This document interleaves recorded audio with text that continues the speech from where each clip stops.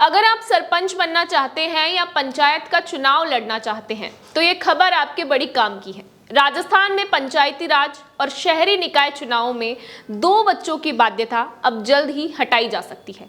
विभिन्न संगठनों, नेताओं और जनप्रतिनिधियों की लगातार मांगों के बाद अब राज्य सरकार ने इस मुद्दे पर गंभीरता से विचार विमर्श करना शुरू कर दिया है। फिलहाल राजस्थान में 2 से ज्यादा संतान वाले व्यक्ति पंचायती राज संस्थाओं या शहरी निकायों के चुनाव में हिस्सा नहीं ले सकते थे, लेकिन अब इस नियम में छूट देने की दिशा में कदम बढ़ाए जा रहे हैं। यूडीएच मंत्री झाबर सिंह खर्रा ने इस संबंध में स्पष्ट कहा है कि जब सरकारी कर्मचारियों को 3 संतान तक की छूट दी गई है तो जनप्रतिनिधियों के साथ भेदभाव नहीं होना चाहिए। उन्होंने जोर देकर यह भी कहा कि देश और राज्य के हित में जनसंख्या नियंत्रण महत्वपूर्ण है, लेकिन सरकारी कर्मचारियों और जनप्रतिनिधियों के लिए 2 अलग-अलग नियम नहीं चल सकते। कर्मचारियों को राहत मिली है तो जनप्रतिनिधियों को भी राहत मिलना जरूरी है। मंत्री खर्रा ने आगे ये भी बताया कि इस मांग पर मुख्यमंत्री स्तर पर भी चर्चा हो चुकी है। मुख्यमंत्री का मानना ये है कि सभी पक्षों से पहले राय लिया जाए, सलाह मशवरा किया जाए, उसके बाद विभागों में मांग पत्र भेजे जा रहे हैं और अधिकारियों से मंत्रियों तक ये प्रक्रिया चल रही है। अंतिम निर्णय सरकार के उच्च स्तर पर लिया जाएगा।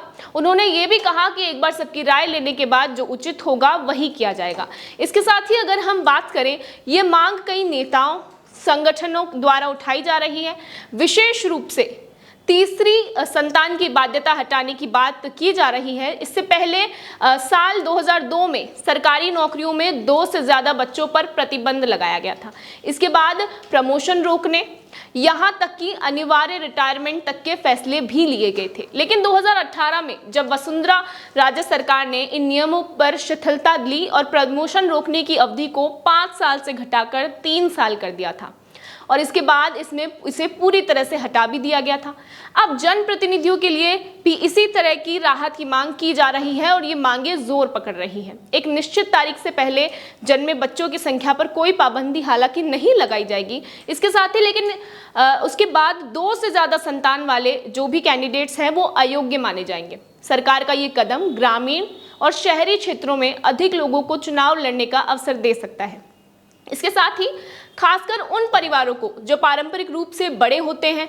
हालांकि जनसंख्या नियंत्रण के महत्व को ध्यान में रखते हुए इस बदलाव पर सावधानी पूर्वक विचार विमर्श किया जाना बहुत जरूरी है, लेकिन इसके साथ जरूरी ये भी है कि अगर ये नियम हटता है तो राजस्थान में पंचायत और निकाय चुनावों में भागीदारी बढ़ सकती है।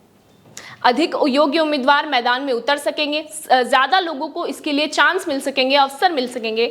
सरकार की ओर से जल्द ही इस पर आधिकारिक फैसला आने की पूरी उम्मीद है। हालांकि अभी इस पर विचार विमर्श जारी है। इस खबर पर हम अपनी निगाहें गड़ाए हुए हैं।